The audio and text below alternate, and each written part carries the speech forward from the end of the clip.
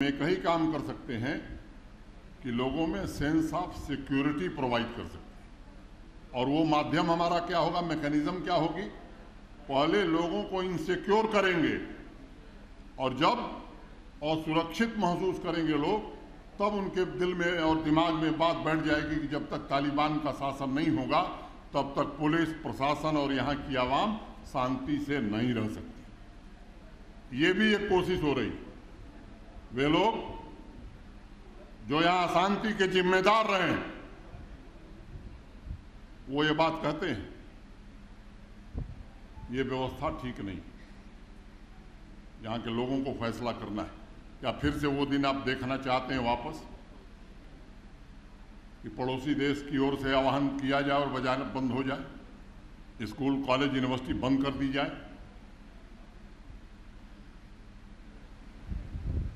मैं आपसे निवेदन करना चाहता हूं कि आज जिस मोड़ पर हम खड़े हैं, सुरक्षा बलों के जवान मेहनत से अपना काम कर रहे हैं और मैं बड़े विश्वास से बात कहना चाहता हूं कि आतंकवाद अपनी अंतिम सांसें गिन रहा है, अंतिम सांसें गिन रहा है। उस पूरे इकोसिस्टम को खत्म करने की एक समेकित योजना बनाकर फोर्सेस के लोग काम कर रहे हैं, लेकिन अस्थायी शांति केवल पुलिस और सिक्योरिटी फोर्सेस नहीं ला सकते। चुने हुए जनप्रतिनिधि और प्रशासन के बाकी अंगों का एक बड़ा महत्वपूर्ण योगदान होगा। जब सामान्य आदमी का भरोसा इसमें कायम होगा कि नहीं, न्याय हमें मिल सकता है, किसी के दरवाजे जाने की जरूरत नहीं है, आम आदमी को भी प्रशासन मदद कर सकता है। अगर ये व्यवस्था हम बनाते हैं तो जिस तरह से पुलिस और सिक्योरिटी फोर्सेस काम कर रही हैं, मुझे लगता है कि ये भी एक बड़ा काम होगा। और देखिए, आप पिछले दिनों में 2-3 कार्यक्रमों का जिक्र करना चाहता हूं। तिरंगा यात्रा में पुलवामा में 10,000 लोग तिरंगा लेकर के चलेंगे, वो भारत माता की जय बोलेंगे, इसकी कल्पना कभी किसी ने की थी? त्राल में 8,000 लोग तिरंगा लेकर के चलेंगे, वो भारत माता की जय बोलेंगे, इसकी कल्पना किसी ने की थी? अनेक स्थानों का नाम मैं ले सकता हूं। गांधी जयंती का कार्यक्रम लगातार 20-22 दिनों तक पूरे जम्मू कश्मीर में। और एक बात मैं बताना चाहता हूं,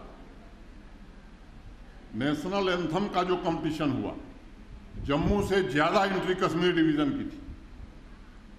ये तथ्य लोगों को जानने की जरूरत है। और अब कुछ लोग जो कोशिश कर रहे हैं बाहर से आए हुए गरीब मजदूरों की नृशंस अनावश्यक हत्या करके माहौल बिगाड़ने की, या कश्मीर में जो अल्पसंख्यक हैं जम्मू से गए हैं, इक्का दुक्का साफ टारगेट को मार करके उनकी हत्या करके माहौल बिगाड़ने की कोशिश कर रहे हैं, मैं पूरी तरह से आश्वस्त हूं। ये हमारे पड़ोसी की और उन लोगों की कोशिश है कि ऐसी कुछ घटनाएं करा करके लोगों के मन में ये विश्वास बैठाया जाए कि जो पहले वाली व्यवस्था थी वही व्यवस्था ठीक थी, हम इसे डिगने वाले नहीं। जो रास्ता हमने चुना है वो सही रास्ता है। भ्रष्टाचार के लिए गुंजाइश न रहे, इसकी हम अंतिम दम तक कोशिश करेंगे। जो भी नियुक्तियां हों पारदर्शिता के आधार पर हों। नौकरी बाजार में नहीं बिक सकती है, इसको हम निश्चित रूप से सुनिश्चित करेंगे। किसी की सिफारिश पर नौकरी नहीं मिल सकती। जिसमें योग्यता है, जिसमें क्षमता है, उसे नौकरी मिलेगी। इन व्यवस्थाओं को लागू करने में मैं जानता हूं कठिनाई, मैं जानता हूं कि परेशानियां हैं। जहां आवाम का सामान्य नागरिक महसूस कर रहा है कि व्यवस्था ठीक चल रही है, वहां 1000-2000 लोग जो लाभार्थी रहे इस व्यवस्था के, जिनके कहने पर पूरा प्रशासन चलता था, जिनके पास खाने के ठिकाने नहीं थे, जिन्होंने माल बना लिए हैं, ऐसे लोगों को दिक्कत है और वो दिक्कत रहेगी। ये नोट कर लें। ये रास्ता सही है, इस रास्ते पर ही हमें आगे बढ़ना है।